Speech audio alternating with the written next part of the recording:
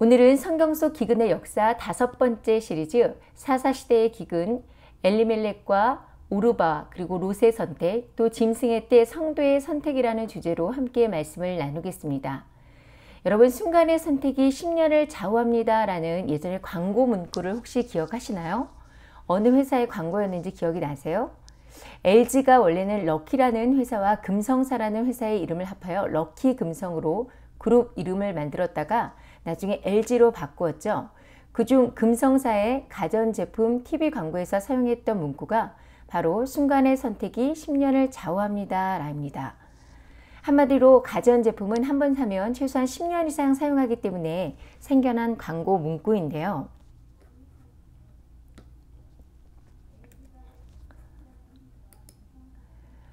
오늘 우리의 선택은 무엇을 좌우하는지에 대해서 함께 나누도록 하겠습니다.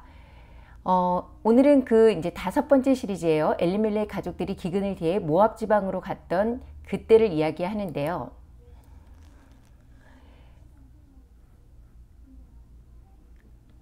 여러분, 우리의 삶도 죽을 때까지 수많은 선택을 합니다. 매일 무엇을 먹을까, 무엇을 입을까, 이런 사소한 문제를 시작해서요. 어떤 일을 자신의 직업으로 선택할지, 또 평생 함께할 배우자는 어떤 사람을 선택할지 끊임없는 선택을 하게 되죠. 그래서 그 선택을 잘하면 행복해지고 반대로 그 선택이 틀리면 불행하게 됩니다. 하지만 가장 중요한 문제는 사실 잠깐 있다가 사라질 이 육신의 문제가 아니라 영원히 계속될 우리의 영생에 대한 문제에 대한 선택인데요. 오늘 사사시대의 이 엘리멜렉과 롯의 선택을 보면서 이 마지막 때에 우리가 무엇을 선택해야 되는지 깨닫기를 축복합니다. 우리는 그 룻기의 배경을 룻기 1장 1절 시작 부분에서 알 수 있습니다. 사사들이 치리하던 때에 룻기의 배경은 바로 사사시대인데요. 유다 베들레헴의 한 사람이 그 아내와 2 아들을 데리고 모압 지방으로 가서 거류하였는데 그 사람의 이름은 엘리멜렉이요, 그의 아내의 이름은 나오미요, 그의 2 아들의 이름은 말론과 기론이니 유다 베들레헴 에블렛 사람들이다. 그들이 모압 지방에 들어가서 거기 살더니 라고 이렇게 기록되어 있습니다. 베들레헴은 예루살렘에서 약 10km 정도 떨어져 있는 작은 도시인데요. 여러분이 잘 아시는 것처럼 베들레헴에서 예수 그리스도가 태어났습니다. 그렇기 때문에 룻기의 배경이 베들레헴이라는 것은 하나님의 역사 가운데 있었다라는 것을 암시하고 있고요. 하나님을 경외한 이방 여인 룻을 통해서 다윗의 할아버지가 태어났고 또 1000년의 시간이 흐른 후에 예수 그리스도께서 다윗의 혈통을 통해서 베들레헴에서 태어났던 것이죠. 이 베들레헴이라는 이름은 집을 의미하는 베스와 고기, 빵을 의미하는 레문이 합쳐진 말로써 그대로 빵집입니다. 우리말로 하면 떡집이 되죠. 베들레헴에 기근이 왔다는 것은 단순히 육적인 그런 기근만을 의미하지는 않아요. 떡집에 떡이 없다. 이게 무슨 뜻인가요? 즉 생명의 양식인 하나님의 말씀도 기근에 있었다라는 의미인데요. 실제 사사시대에는 모세 때 홍해를 건너고 요단강이 갈라지면서 또 여리고성이 무너지는 기적을 맛본 그런 이스라엘 백성이지만 모세를 모르는 세대에게 하나님은 점차 잊혀져 갔습니다.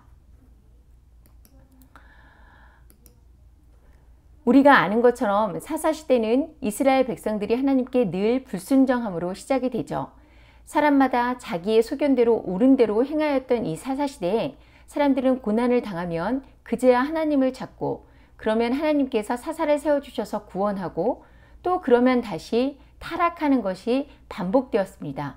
바로 그 시기에 베들레헴에 흉년이 들었다라는 거예요. 여기에서 거류하다로 해석되는 히브리어 구르는요, 벗어나다, 버려지다, 나그네가 되다라는 뜻을 가지고 있습니다. 결국 이 본문에서 말하는 유다 사람은 자신의 아내와 2 아들, 가족을 데리고 기근을 피해서 생명의 떡집인 이 베들레헴을 떠나서 모압으로 간다라는 것인데요. 실은 육신의 양식을 위해서 떠나는 듯 하지만 영의 양식처는 버리는 것이 됩니다. 구약 성경을 보면 모압은 모세 당시 출애굽 때부터 시작해서 주전 586년 예루살렘이 함락될 때까지 이스라엘 민족과 깊은 관계를 가졌던 나라였습니다. 창세기 19장 30절에서 38절을 살펴보면요. 롯과 큰딸 사이에서 태어난 아들이 바로 모압 자손이 되는데요. 모압은 사해 동쪽에 있고요. 세김 골짜기를 남쪽 경계로 해서 에돔 땅을 접하고 있습니다. 동쪽은 매우 건조한 지대로 또 알려져 있죠. 또 모압은 그모스 신을 섬기는 우상 숭배지였습니다. 모압 사람들을 그모스의 백성이라고 불렀는데 이들은 신을 달래기 위해서 전쟁을 위해서 또 잘 먹고 잘 살기 위해서 불로 아주 뜨거워진 그모스의 내민손에 아이를 태워서 유아 인신 제사를 드렸습니다. 또 모압 땅은 상당히 높은 고지대여서 좋은 곡물을 생산하고 있었고요. 목축이 매우 성한 지역이었습니다. 인간의 눈으로 볼 때 거의 완벽에 가깝게 풍요로운 조건을 모압 땅은 갖추고 있었다라고 볼 수가 있는데요. 지리적인 여건도 충분했고요. 무엇보다도 베들레헴의 심각한 기근을 피해서 기름진 삶을 유지할 수 있는 장소요. 또 기회의 땅으로 보이기도 했습니다. 하지만 모압 땅으로 이사한 엘리멜렉 가정은 결국 큰 불행을 당하게 됩니다. 한 가정의 몰락이라고도 볼 수가 있는데요. 3절을 보면 가장인 엘리멜렉이 죽고 두 아들만 남았습니다. 성경은 침묵하지만 나오미가 낯선 땅에서 젊은 나이에 남편이 죽었고요. 또 두 아들을 여자 혼자 키우는 일은 결코 쉽지 않았을 거라고 이렇게 추측해 볼 수가 있습니다. 그래도 두 아들은 무사히 성장을 해서 결혼을 하는데요. 그 며느리들은 모압 여인으로 이름은 오르바와 룻이었습니다. 그런데 10년쯤 되던 해에 두 아들인 말론과 기럨도 죽게 됩니다. 자, 남편도 죽고 결국 아들들까지 죽어서 가문의 대가 끊겼고요. 시어머니와 며느리들, 여자들만 남게 됐습니다. 나오미로서는 세상이 무너지는 일이었겠죠. 엘리멜렉의 가정에 왜 이런 불행이 닥쳤을까요? 성경은 여기에 구체적인 이유를 말하고 있지 않지만요. 우리는 여기서 엘리멜렉이 왜 자신의 가족을 이끌고 베들레헴으로 떠났어야 했는지에 대해서 조금 더 생각해 볼 필요가 있습니다. 여러분, 엘리멜렉이 베들레헴을 떠난 이유는 흉년이 들었기 때문입니다. 그런데 흉년이 들었다고 해서 누구나 고향을 쉽게 등지고 떠나지는 않죠. 실제로 당시 베들레헴에 흉년이 들었을 때 그곳을 떠난 사람이 많지 않았음을 나중에 나오미가 고향을 다시 찾았을 때 많은 사람들이 그녀를 알아보고 반겨 맞았다는 것을 보고 알 수가 있습니다. 그렇다면 엘리멜렉은 왜 고향을 떠났을까요? 그것은 흉년 때문이라기보다는 더 풍족한 것을 쫓은 것이라고 볼 수 있습니다. 그것은 고향을 다시 찾은 나오미의 말을 통해서 우리가 알 수 있는데요. 내가 풍족하게 나갔더니 여호와께서 내게 비어 돌아오게 하셨느니라. 21절 말씀입니다. 엘리멜렉은 하나님은 나의 왕이라는 뜻을 가지고 있는데요. 이것은 그의 부모님의 신앙을 보여주는 것입니다. 하지만 엘리멜렉은 그 이름을 지어준 부모님의 기대에 부합하지 못했던 것 같습니다. 그는 자신의 이름에 맞지 않게 한 줌의 양식을 위해서 약속의 땅을 떠났죠. 기근을 만났을 때 하나님께 간구하기보다는 오직 자신의 판단과 욕심에 따라서 이방의 땅, 모압으로 이주하는 것을 선택한 것입니다. 많은 사람들이 지금도 만몬신을 따르고 있고요. 심지어 크리스찬들조차 이 세상에서의 부를 위해 하나님을 이용하고 있는 것이 현실입니다. 그리고 대부분의 사람들은 실제 하나님의 뜻은 결코 고난이 아닌 축복이라면서 스스로를 정당화하고 인간적인 선택을 하고 있습니다. 결국 엘리멜렉의 선택은요. 하나님의 뜻이 아닌 자신의 소견에 따르는 결정이었고요. 언약의 땅이 아닌 인간적으로 좋아 보이는 것에 대한 선택이었습니다. 또 생명의 양식이 아닌 육신의 양식을 위한 선택이었죠. 엘리멜렉은 사사기 시대에 자신의 소견에 옳은 대로 행하는 자의 대표자인 셈이고요. 이 선택으로 베들레헴에 기근이 왔을 때 먹을 것을 찾아서 모압으로 가서 당장 더 풍성하게 먹을 것을 얻지만 결국 생명을 잃게 되는 것입니다. 결국 엘리멜렉이 선택한 길은 사는 길, 그러니까 생명의 길이 아니라 죽는 길, 사망의 길이었던 것이죠. 기쁨이라는 뜻의 이름을 가진 나오미는 이방 땅 모압에서 하루하루 눈물 없이는 지낼 수 없는 상태가 되고 말았습니다. 모압을 선택한 것이 문제였죠. 의지할 그 누구도 없게 된 나오미가 뒤늦게 고향의 소식에 귀를 기울였습니다. 이때 나오미는 고난의 여정 가운데 비로소 이 끔찍한 환난과 고난의 의미가 무엇인지를 조금이나마 깨닫게 되는데요. 베들레헴을 떠난 일, 남편의 죽음, 이방 여인과 언약의 자식들을 혼인시킨 일, 또 두 아들의 죽음을 생각하면서 결국 이 모든 환난이 하나님이 자신을 징계하기 위해 행하신 일이라는 것을 알게 됩니다. 13절에 보면 여호와의 손이 나를 치셨으므로 나는 너희로 말미암아 더욱 마음이 아프도다 라고 이렇게 고백을 하죠. 하나님이 나오미의 가정을 치신 이유는 불순종이었습니다. 육신의 양식을 위해 영혼의 분향을 버렸고요. 자신의 아들들을 이방 여인과 혼인시켰습니다. 그렇지만 하나님의 징계는 사실 하나님과의 관계를 회복하기 위한 부르심인데요. 결국 나오미도 고향으로 돌아갈 것을 결정하게 됩니다. 여기서 돌아오려는 길, 이 돌아오다라는 히브리어는 슈브로 방향을 돌리다, 회복하다, 새롭게 되다, 돌이키다 라는 그런 뜻을 가지고 있습니다. 회개를 가리키는 히브리어 단어도 역시 슈브입니다. 이 히브리어 동사 슈브는 본질적으로 회개의 두 가지 필수 조건들을 다른 어떤 동사보다도 잘 나타내고 있는데요. 회개의 두 가지 필요 조건은 악에서 돌아서는 것, 그리고 선으로 돌아가는 것입니다.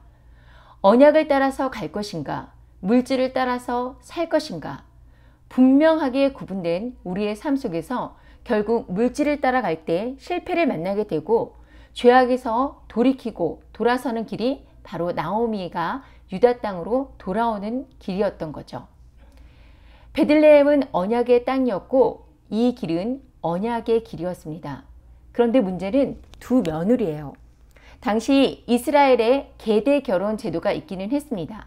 예를 들어서 형이 자식을 남기지 못한 채 죽으면 동생이 혼자 된 형수와 결혼해서 대를 이어주는 제도입니다. 이것이 신명기 25장에 잘 나와 있고요. 오늘의 관점에서 보면 좀 망측한 이야기지만 여성이 홀로 살아가기 어려웠던 고대에는 어떻게 보면 사회보장 제도와 같은 것이라고 볼 수가 있습니다. 그런데 나오미에게는 더 이상 남은 아들이 없었죠. 그렇다고 재혼해서 아들을 낳을 수도 없습니다. 또 설사 아들을 낳아도 다 자라도록 며느리들을 기다리게 할 수도 없는 노릇이었죠. 그렇다고 다른 집안의 사람들과 재혼시키는 것도 쉽지 않아 보입니다. 왜냐하면 이스라엘 백성들은 이방인과 결혼을 당시에 기피했기 때문인데요.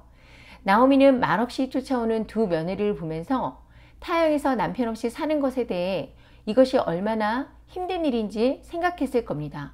그래서 두 며느리에게 이제는 친정으로 돌아가서 새로운 남자를 만나서 새로운 인생을 살라고 이렇게 말을 하는 거죠. 그런데 두 며느리가 끝까지 따르겠다고 울며 나오미와 함께 돌아가겠다고 말합니다. 하지만 나오미는 아직도 젊은 두 며느리에게 자신은 이미 늙어 소망이 없지만 너희는 젊어서 살 날이 멀었는데 남편 없이 도저히 살 수 없을 거다라며 재차 돌아가기를 권면합니다. 더구나 그들은 유다 땅으로 돌아가면 이방인 과부이기 때문에 이 두 며느리에게 닥칠 미래가 나오미에게는 뻔해 보였던 거죠. 결국 첫째 며느리인 오르바는 눈물을 흘리면서 돌아섭니다. 눈앞의 현실만 보면 이 오르바의 선택은 당연한 선택, 합리적인 선택이에요. 반면에 룻은 어떻게 할까요? 끝까지 따라갑니다. 그 장면이 14절에 잘 기록되어 있는데요. 14절 함께 읽겠습니다. 그들이 소리를 높여 다시 울더니 오르바는 그의 시어머니에게 입맞추되 룻은 그를 붙쫓더라. 여기서 이 붙쫓다라는 단어는요. 히브리 원어로 다바크라는 단어인데요. 착 달라붙다. 그러니까 바짝 매달리다라는 뜻이에요. 여러분 룻의 모습이 그려지시나요? 이렇게 해서 두 여인의 운명이 영영 갈라지게 됩니다. 같은 집안에 시집을 왔다가 같이 남편을 앞세운 이 오르바와 룻, 두 여인의 인생이 완전히 갈라지게 되는데요. 현실적으로 보면 오르바는 현명해 보이고요. 룻은 어리석어 보입니다. 또 인간적으로 보면 이런 나오미의 권유는 두 며느리에게 참 좋은 것처럼 보이는데요. 하지만 이런 나오미의 선택과 결정이 신앙적으로 보면 어떨까요? 나오미는 비록 흉년을 피해서 이방 땅으로 오기는 했지만 하나님을 믿는 믿음의 사람이었어요. 그렇기 때문에 오르바와 룻 역시 모압 출신의 이방 여인들이기는 하지만 나오미의 아들들과 결혼을 하면서 하나님을 알게 되었을 것입니다. 그런데 남편이 죽었다고 나오미를 떠나게 되면 믿음을 떠날 수 있는 일이죠. 사실 그들이 나오미를 따라가지 않으면 모압 땅에 남게 됩니다. 물론 두 며느리에게 모압 땅은 고향이에요. 하지만 신앙적으로 보면 하나님을 믿지 않고 제사를 드릴 때 어린아이를 번제물로 드리는 그모스를 우상으로 섬기는 땅이 바로 모압 땅입니다. 실제 15절을 한번 읽어볼까요? 다 같이 읽겠습니다. 시작. 나오미가 또 이르되 보라 내 동서는 그의 백성과 그의 신들에게로 돌아가더니 너도 너의 동서를 따라 돌아가라 하니. 나오미가 이제 룻에게 하는 말인데요. 고향으로 돌아간 오르바에 대해서 어떻게 이야기를 하고 있나요? 그냥 고향으로 돌아갔다라고 하지 않습니다. 그 백성과 그 신에게로 돌아갔다라고 말하고 있어요. 이게 무슨 말인가요? 나오미의 집에 며느리로 들어와서 하나님을 섬기던 그들이 모압 땅으로 돌아가면 다시 이방신을 섬기게 된다라는 것입니다. 그리고 이 나오미의 세 번째 권유의 룻은 단호히 모압으로 가는 것을 거부하고 놀라운 신앙 고백을 합니다. 16절에서 18절을 함께 읽겠습니다. 시작. 룻이 이르되 내게 어머니를 떠나며 어머니를 따르지 말고 돌아가라 강권하지 마옵소서. 어머니께서 가시는 곳에 나도 가고 어머니께서 머무시는 곳에서 나도 머물겠나이다. 어머니의 백성이 나의 백성이 되고 어머니의 하나님이 나의 하나님이 되시리니 어머니께서 죽으시는 곳에서 나도 죽어 거기 묻힐 것이라. 만일 내가 죽는 일 외에 어머니를 떠나면 여호와께서 내게 벌을 내리시고 또 내리시기를 원하나이다. 나오미가 룻이 자기와 함께 하기로 굳게 결심함을 보고 그에게 말하기를 그치니라. 아멘. 자, 룻은 나오미에게 자신의 선택과 결단을 말하면서 어머니라는 단어를 여기서 8번 반복해서 사용해요. 이것은 시어머니 나오미와의 돈독한 관계와 룻이 시어머니 나오미를 통해서 자신의 조상인 모압 신의 신인 그모스가 아니라 이스라엘의 하나님에 대한 믿음을 가지게 되었다는 것을 알 수 있게 해줍니다. 또 시어머니를 따라서 약속의 땅인 가나안으로 돌아가면 여호와 하나님께서 자신의 삶 또한 책임지실 것이라는 믿음을 가졌던 거죠. 룻은 단순히 효도 차원으로 이스라엘로 가려는 것이 아니에요. 육신적으로 고생할 것을 잘 알고 있습니다. 앞날이 막막해요. 그렇지만 모든 것을 포기하고서라도 여호와를 경외하는 신앙만큼은 포기하지 않고 꼭 지키고 싶었던 것입니다. 여러분, 룻이 받은 가장 큰 복이 무엇인지 아나요? 그것은 이 룻이 낳은 아들이 훗날 이스라엘의 가장 위대한 왕인 다윗의 할아버지가 된다라는 것입니다. 나오미가 다시 하나님이 정해주셨던 자신이 살던 땅으로 돌아가기로 한 선택이 이처럼 놀라운 결과를 가져오는 선택이 될 거라는 것을 알 수 있었을까요? 나오미도 홀로 시어머니를 섬기기로 선택하고 순종한 룻도 전혀 몰랐을 것입니다. 엘리멜렉의 잘못된 선택으로 모든 것을 잃고 고통 가운데 살았지만 나오미와 룻이 선한 선택으로 놀라운 복을 받게 되는 거죠.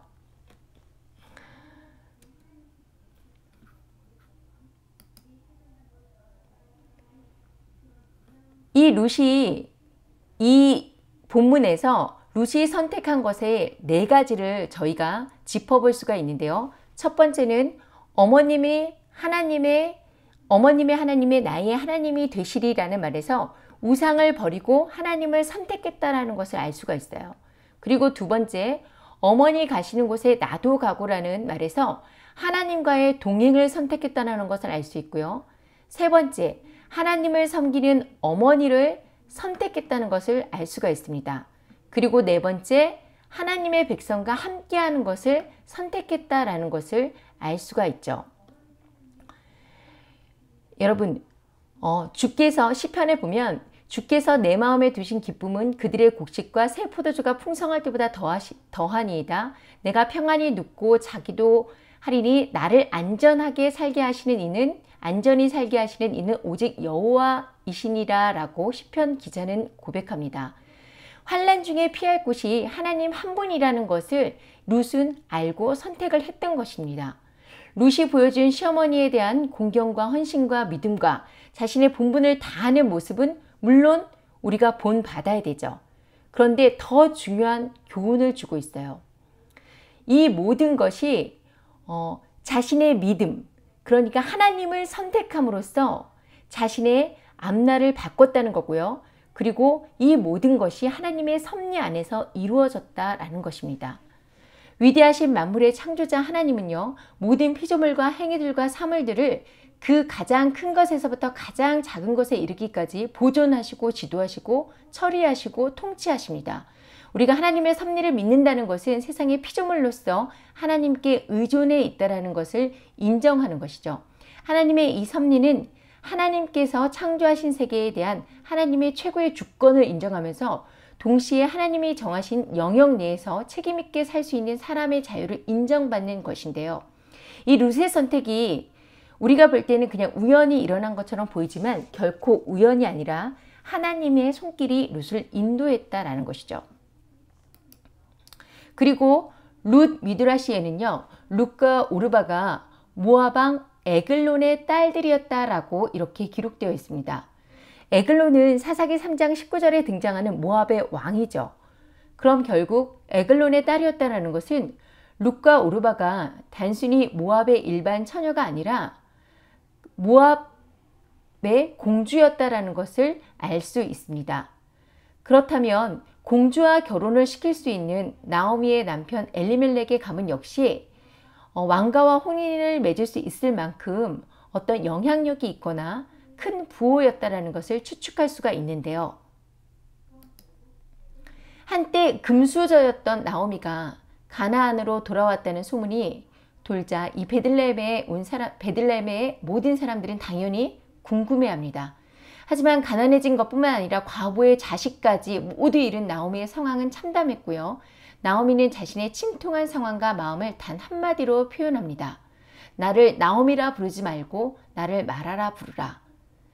마라는 쓴, 괴로운, 모진, 고통이라는 뜻으로 출애굽 당시에 홍해를 지난 이스라엘 백성들이 3일 길을 걸으면서 물을 마시지 못하다가 결국 우물을 만났지만 그것이 쓴 물이라 마실 수 없었던 우물입니다.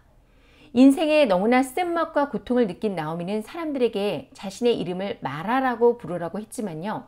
하나님께서는 나오미를 여전히 나오미로 부르셨습니다. 그 증거가 바로 보아스의 등장인데요.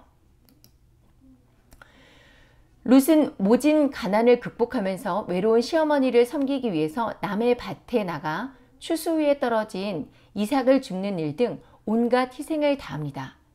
2장 2절에 보면 모압 여인 룻이 나오미에게 이르되 나로 밭에 가게 하소서. 내가 네게 은혜를 입으면 그를 따라 이삭을 줍겠나이다. 또 2장 17절에 룻이 밭에서 저녁까지 줍고 23절에는 보리 추수와 밀 추수를 마치기까지 이삭을 주우며 그 시모와 함께 거하니라 라고 하였습니다.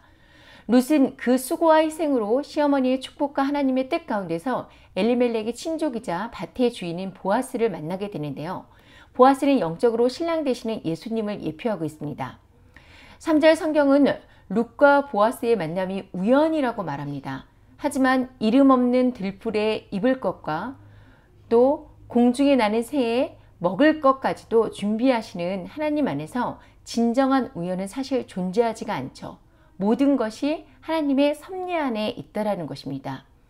룻기는 이방인에 대한 하나님의 놀라운 구원의 섭리를 나타내고 있습니다. 룻이 이방의 모압 여인이었지만 시어머니 나오미를 통해서 알게 된 여호와 하나님을 경외할 때 언약 백성이 되는 것입니다. 그리고 이것은 룻의 믿음의 선택과 결단 그리고 믿음에 대한 순종을 통해 이루어지는 일이죠. 룻은 이스라엘의 고엘 제도에 의해서 보아스와 결혼하고 또 아들도 낳았는데요. 고엘 제도는 친족 간의 특권이자 또 의무였습니다. 그런데 누군가에게는 이 제도가 번거로운 짐이었죠. 그렇지만 누군가에게는 구원이 되어서 생명을 회복하는 기회가 되었고요. 하나님이 보장하시는 기업을 취하는 기회이기도 했습니다. 누군가에게 그리스도의 재림 전 성도의 고난은 믿음을 증거함으로써 대심판에서 진짜 죽음을 면제받는 말로는 표현할 수 없는 은혜가 될 것입니다. 하지만 누군가에게는 자신을 피곤하게 만들고 또 지치게 만드는 단순히 고통일 뿐이라고 여기면서 좁고 험난한 생명의 길보다는 인정받고 또 화려한 사망의 길을 선택하게 될 것입니다. 그리고 사망의 길을 선택한 자는 결국 곳간에 들이는 알곡이 아닌 아궁이에 던져지는 쭉정이가 되고 말겠죠. 14절과 15절 여인들의 찬양은 이러한 깊은 뜻이 들어있는데요. 여인들이 나옴에게 이르되 찬송할지로다. 여호와께서 오늘 내게 기업 물을 자가 없게 하지 아니하셨도다.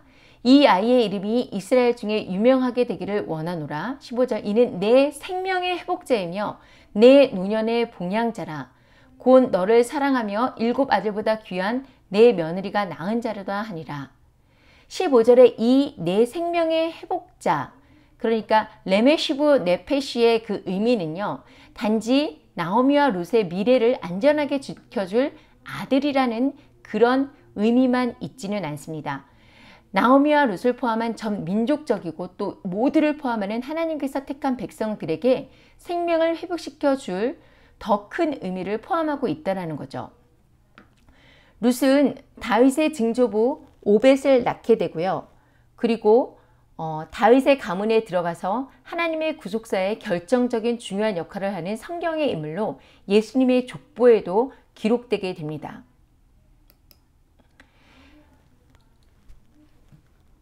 나오미의 큰 며느리 오르바가 앞서 본 것처럼 시어머니의 강권에 못 이기는 척 이제 고향으로 발길을 돌렸습니다. 성경에 더 이상 오르바에 대해서 나오지 않는데요. 다이앤 A. 맥닐 여사가 저술한 유대적 관점으로 본 룻기라는 책에는 아주 흥미로운 글이 실려 있습니다. 바로 골리앗의 조상에 대한 이야기인데요. 우리는 흔히 다윗과 골리앗이라는 두 인물의 만남을 전쟁터에서 우연으로 이해를 하고 있습니다. 왜 두 인물이 만났다 보다는 다윗이 이제 거대한 골리앗을 이겼다라는 사실에 초점이 있는데요. 이 맥닐 여사는 유대 공동체 안에 라피 문서에서 새로운 정보를 얻습니다. 룻의 동서 오르바가 모압 땅으로 돌아가서 자손을 낳았는데 4명의 블레셋 거인들을 낳았고 그 거인 중 한 명이 바로 골리앗이라는 거예요. 또 1997년 6월 7일자 이스라엘이라는 잡지에도 오르바가 거인족 르바임의 후예인 블레셋 사람과 결혼하였는데 그 증손자가 바로 골리앗이라는 글이 실리기도 했습니다. 처음에는 비슷했는데 마침내 오르바와 룻은 정반대의 길을 선택했습니다. 여러분, 순간의 선택이 10년을 좌우한다고 아까 말했던 것처럼요.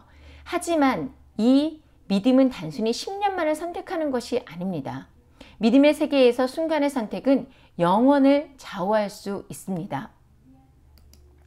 앞서 본 것처럼 하나님과 그 백성을 선택해서 낯선 미지의 땅 유대 베들레헴으로 시어머니를 따라간 룻은 유대 땅에서 보아스라고 하는 최고의 남편을 만나 그의 아내가 되는 복을 누리게 됩니다. 그뿐 아니라 예수 그리스도의 조상인 다윗 왕의 증조할머니가 되어서 다윗과 메시아의 계보에 이름을 올리는 특별한 믿음의 사람이 되죠. 반면에 오르바는 거인족인 골리앗의 증조할머니가 되었고 결국 인신제사와 음란이 가득했던 모압 땅에서 지옥 백성으로 남게 됩니다. 여러분, 우리는 지금 계시록의 시대에 살고 있습니다.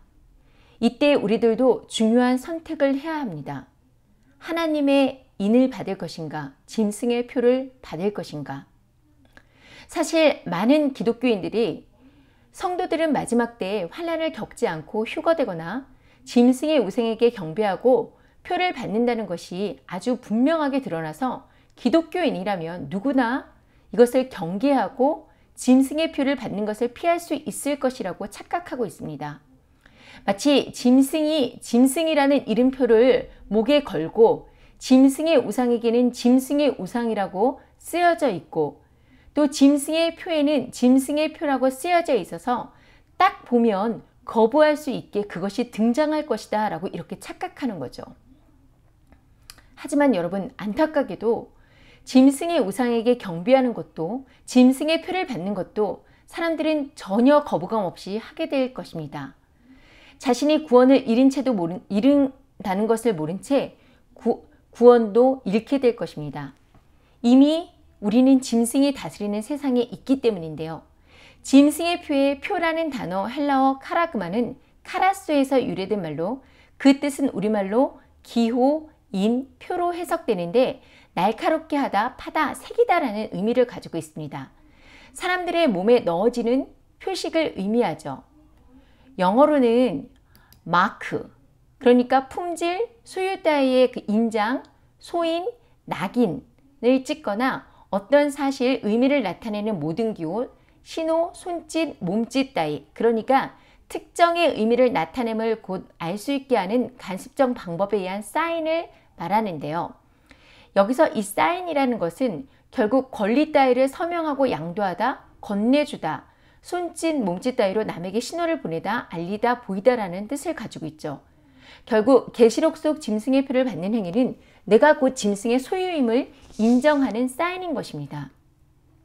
또 우상에게 경배하는 것 역시 경배하는 자신이 짐승의 소유임을 나타내는 사인인 것이죠. 그리고 우리는 16절에서 이 짐승의 표의 특징을 알 수가 있습니다.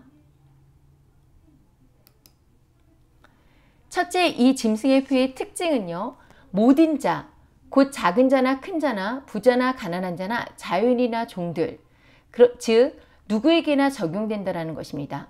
실제 코감기 초반에 그리고 또 중반에 많은 의학 박사들은 아이들은 감염되지 않거나 또 감염되더라도 심각한 수준으로 감염되지는 않을 것이다 라고 말을 했습니다.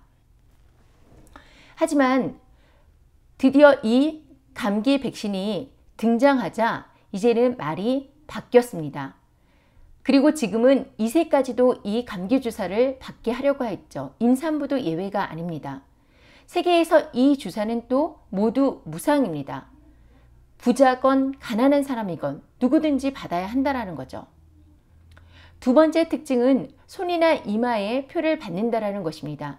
실제로 많은 목회자들이 하나님의 말씀의 계시록의 그 짐승의 표에 대해서 전염병 치료제가 짐승의 표가 아니다라고 주장하는 이유 중 하나가 성경과는 시기적으로 맞지 않아서, 그리고 해당 신체 부위가 이마와 오른손이 아니라는 점에서 이 성경적 근거를 들면서 사람들에게 이것은 안전하다 이렇게 미혹하고 있습니다. 그런데 이것이 진짜일까요? 짐승의 표가 나와 있는 요한고시록의 세 구절은 표를 받는 곳에 대해서 13장과 16절은 오른손과 이마, 그리고 14장 9절과 20장 4절은 이마와 오른손이라고만 기록되어 있습니다. 하나의 구절은 오른손을 이야기하고요. 두 개의 구절은 그냥 손이라고 되어 있는데 결국은 왼손과 오른손을 모두 지칭합니다. 그리고 우리는 손이라고 하면 손가락에서 손바닥까지로 생각하지만요. 헬라어 케이로스와 K라는 단어는 손만 뜻하는 게 아니라 팔 전체에 해당됩니다. 짐승이 늘 삼위일체 하나님을 모방하죠. 짐승의 표를 받는 위치는 하나님께서 이스라엘 백성에게 표를 둔 위치인 손과 이마에 대한 명백한 모방인데요. 출애굽기와 신명기의 표를 삼는 손을 언급한 구절에 히브리어 어근은 모두 야드가 쓰여졌습니다. 야드의 히브리어 어원은 픽토그램으로 이렇게 살펴보면 손과 함께 팔까지 모두 포함한 모양으로 비롯된 단어라는 것을 알 수가 있는데요. 또한 유대인들은 이 손과 이마에 표를 삼으라는 말씀을 지키기 위해서 테필린을 만들었죠. 여러분, 이 테필린을 구글에 검색하면 제가 지금 보여드리는 이 사진처럼 손가락에부터 팔 위까지 이렇게 양피지를 감아놓은 것을 볼 수가 있습니다. 또 사전적인 의미만 보더라도요. 라이프 성경사전은 손과 팔을 합쳐서 손으로 부르기도 한다라고 이렇게 정의를 합니다. 두산백과사전에 손이 약 30개의 뼈로 구성되어 있다고 하는데 실제 손의 뼈는 27개고요. 손과 어깨를 잇는 뼈 3개를 포함하면 전체 한쪽 팔뼈 30개를 말하는 것입니다. 그러니까 짐승의 표를 받는 위치는 단순히 우리가 그냥 손가락에서 손바닥까지의 손뿐만이 아니라 팔까지 포함될 수 있는 것이고요. 오른쪽만이 아니라 양쪽 모두를 의미한다라는 것입니다. 셋째, 짐승의 표의 가장 중요한 특징이죠. 이 표가 없이는 매매가 불가능하다라는 것입니다. 우리는 실제로 바다에서 올라오거나 땅에서 솟아나는 그런 짐승을 눈으로 볼 수 있는 것이 아니에요. 이것은 적그리스도와 거짓 선지자의 영을 의미하고 영적 움직임인데요. 물론 대환란의 후반기에 가면 그 정체가 분명하게 드러날 수 있지만 이 짐승을 눈으로 볼 때 표를 받는다고 생각하는 것은 틀리다라는 것입니다. 이미 적그리스도의 영은 지금 활동을 하고 있고 있어 왔습니다. 우리는 표의 그 특징으로 확인할 수 있는 것은 강제성 그리고 이 매매, 경제 활동이 있는데요. 지금 이미 이 감기 주사가 그 역할을 시작을 했고 각 나라별로 강도는 더욱더 세지고 있습니다. 외출 금지는 물론이고요. 이제 슈퍼마켓도 갈 수가 없습니다. 직장에서 해고되었다는 것 자체는 앞으로 돈이 없어서 매매가 불가능해진다는 것이죠. 여러분, 물론 이 표의 선택은 각자 자신의 몫입니다. 비록 인간적인 시어머니의 권면이 있었지만 그 선택이 달랐던 오르바와 룻처럼 자신이 선택한 결과는 완전히 달라질 것입니다. 지금 먹고 사는 것이 아닌 하나님의 말씀에 순종한 자들은 분명하게 이 땅에서 고난을 받습니다. 다른 사람들, 심지어 같은 교회에 다닌다며 함께했던 같은 기독교인들이나 아주 나의 피를 나눈 가족들에게서조차 음모론이라 또 종말론자라고 손가락질 받고 모함받을 것이고요. 신고당하고 결국은 굶주림으로 죽게 될 것입니다. 여러분, 룻이 나오미와 베들레헴에 갔을 때 기다리고 있던 것은 손가락질과 당장 먹고 살 것이 없는 고통이었습니다.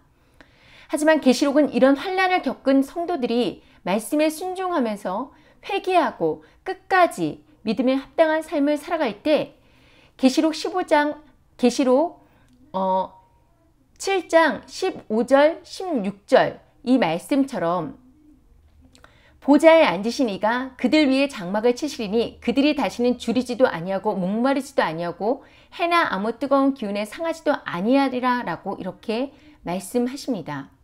결코 줄이지 않다, 목마르지 않다, 어떤 것도 상하지 않게 하신다는 거죠. 여기서 줄이라라는 이 헬라어 페이나와는요, 히브리어 라헤브에 해당하는 말로 굶주리다, 줄이다, 배고프다, 기근이라는 의미를 가지고 있습니다. 루키가 설명하는 것은 이방임에도 주 앞에 믿음으로 나아갈 때 예수님의 장막을 예표한 보아스를 통해서 굶주림과 어떤 기근에서 벗어났고요. 또 사망의 백성에서 벗어나고 예수님의 계보, 즉 믿음의 백성이 된다라는 하나님의 구원의 섭리가 포함되어 있습니다. 마지막 때도 이 영적인 원리가 그대로 적용되고 있는 것이죠. 육적인 양식이 풍부했던 모압으로 돌아간 오르바와 고생길이 훤했던 베들레헴을 선택한 룻의 선택의 결과는 생명과 사망, 결국 골리앗이라는 짐승과 예수님을 예표하는 다윗의 계보로 갈라졌습니다. 성경은 선택의 결과를 엄중하게 말씀하고 있습니다. 계시록 20장 4절을 함께 읽겠습니다. 시작. 또 내가 보좌들을 보니 거기에 앉은 자들이 있어 심판하는 권세를 받았더라. 또 내가 보니 예수의 증거와 하나님의 말씀을 인하여 목배임을 받은 자들의 영혼들과 또 짐승과 그의 우상에게 경배하지도 아니하고 이마와 손에 그의 표를 받지도 아니한 자들이 살아서 그리스도와 더불어 1000년 동안 왕 노릇하리니. 끝까지 짐승을 경배하거나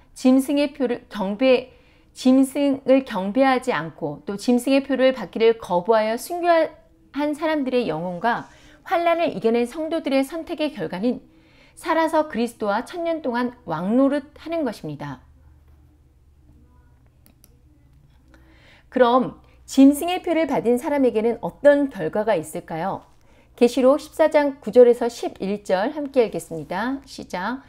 또 다른 천사 그 셋째 천사가 그 뒤를 따라 큰 음성으로 이르되 만일 누구든지 짐승과 그의 우상에게 경배하고 이마에나 손에 표를 받으면 그도 하나님의 진노의 포도주를 마시리니 그 진노의 잔에 섞인 것이 없이 부은 포도주라. 거룩한 천사들 앞과 어린 양 앞에서 불과 유황으로 고난을 받으리니 그 고난의 연기가 세세토록 올라가리로다. 짐승과 그의 우상에게 경배하고 그의 이름표를 받은 자는 누구든지 밤낮 쉼을 얻지 못하리라 하더라. 여러분, 이 짐승의 표를 받고 짐승의 형상에게 경배한 자들에게는 하나님의 진노의 포도주가 부어지고 불과 유황으로 고난을 받는데 그 고난은 세세토록, 그러니까 영원히 이어진다라고 계시록은 엄중하게 말씀하고 있습니다. 짐승의 표를 받았을 때 그 선택에 대한 책임은 온전히 여러분 자신의 몫입니다. 성경에는 두 가지 추수가 있습니다. 곡식 추수와 포도 추수.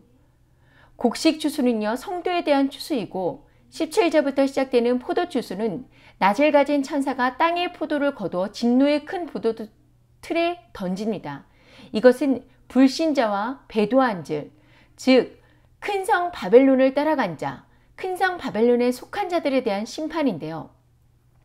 룻처럼 하나님의 백성에게 속하여서 알곡으로 추수될 것인지, 아니면 큰 성 바벨론에 속해서 거인 골리앗을 낳은 오르바처럼 하나님의 진노의 큰 포도주 틀에 던져질지, 우리는 두 가지 중 한 가지의 경우만 각각 적용될 것입니다. 여러분, 이 환난의 때 성도들의 고난은 이상한 것이 아니고 너무나 당연한 것입니다. 이 고난 가운데 우리는 주님과 동행하는 훈련을 하게 될 것이고요. 우리의 믿음은 연단되어서 비로소 정금같이 주님의 신부로 자라나게 되는 것입니다. 마지막으로 환난의 때 반드시 시골이나 산속으로 도망가거나 이동을 해야 하는 것에 대해서 잠시 이야기를 나누고 싶은데요. 결국은 본질의 문제라고 저는 생각합니다. 시골을 선택하면 다 잘 살고 도시를 선택하면 다 죽냐? 그것이 아니라는 것이죠. 주님의 음성을 듣는 사람이라면 주님께서 친히 이끌어 주실 것이니 각자 주님의 음성을 따라야 합니다. 또 그곳이 어느 곳이든지 주님과 동행하는 삶을 살아야 한다는 것입니다. 어디에 있든지 주님께 피하는 것이 가장 안전한 곳임을 우리는 깨달아야 할 것입니다. 지금 우리에게 중요한 것은요, 짐승의 나라의 방식대로 살지 않는 것입니다. 짐승은 사단이 권세를 준 세상 나라의 우두머리입니다. 바벨론은 열국으로 하여금 하나님을 떠나 음행하게 만든 음녀, 세상 나라, 적그리스도의 나라입니다. 우리가 익숙하게 받아들이고 누리고 있는 모든 것들이 사실은 보이는 것이 전부가 아니라 사단의 특별한 의도하에 만들어졌다라는 것을 여러분은 알고 있습니다. 알만한 사람들이 다 알듯이요, 사단은 우리가 즐기는 드라마나 영화, 음악 등 모든 문화 안에 사단의 것을 심어 놓았고 그것에 익숙해지게 만들었습니다. 세상에서 유행하는 것들은 다 자연적으로 유행한 것이 아니라 어떤 의도를 가지고 있습니다. 스마트폰도 그냥 편리한 전화가 아니라 사람을 노예가 되게 하고 통제하려는 의도로 만들어진 것입니다. 지금 감기 주사도 그냥 감기 주사가 아니라 여러분 어떤 의도가 있습니다. 단순히 이게 그냥 지금까지 있어 왔던 어떤 주사일 뿐이라고 생각하는 사람들은 목회자이고 그것이 또 선교사이건 간에 아무 생각 없이 그냥 맞장 서서 맞고 있지만요. 전 세계를 하나의 흐름 속에 묶어 넣은 이 코로나 상황과 이 감기 주사가 그냥 감기 주사라고 생각하는 것은 너무나 순진하고 어리석은 생각이라는 것입니다. 이번 코로나 사태를 통해서 사람들의 노예화가 거의 다 진행되었다는 것을 볼 수가 있습니다. 죽는 사람이 거의 없는 바이러스를 확진자 수를 내세우고 또 심각한 부작용이 있는 사례들이 모두 감추어진 채 무조건 모두에게 백신을 맞게 하는 이 비정상적인 상황에 아무런 경계도 없이 자신에서 접종을 당하고 있는 사람들의 모습이 그것을 증명하고 있습니다. 접종을 거부하고 있는 사람들에게 생활의 제약이 강화되어지고 있고요. 점점 생존의 어려움을 겪을 정도까지 진행된다면 이것을 이겨내는 것이 결코 쉽지 않을 것입니다. 그런데 이것을 이겨내는 것은요, 단순히 이 감기 주사가 짐승의 표라는 것을 깨달는 것으로는 불가능하다고 저는 생각합니다. 여러분, 믿음이 없이는, 주님과 연합함이 없이는 생존의 위협을 느끼면서 거부할 수 있는 힘이 우리에게는 없습니다. 오직 주님과 동행하며 성령의 도우심을 간구할 때 이 짐승의 표를 받지 않고 하나님의 인침을 받으며 끝까지 이기는 자가 될 것입니다. 여러분, 저와 여러분이 이 대환란의 기간 동안 지금의 고난보다 하나님의 약속과 또 예수님과 다스릴 그 천년 왕국을 생각하면서 진정한 생명을 선택함으로써 끝까지 이기는 자가 되길 다시 오실 야슈아 마시아의 이름으로 축복합니다.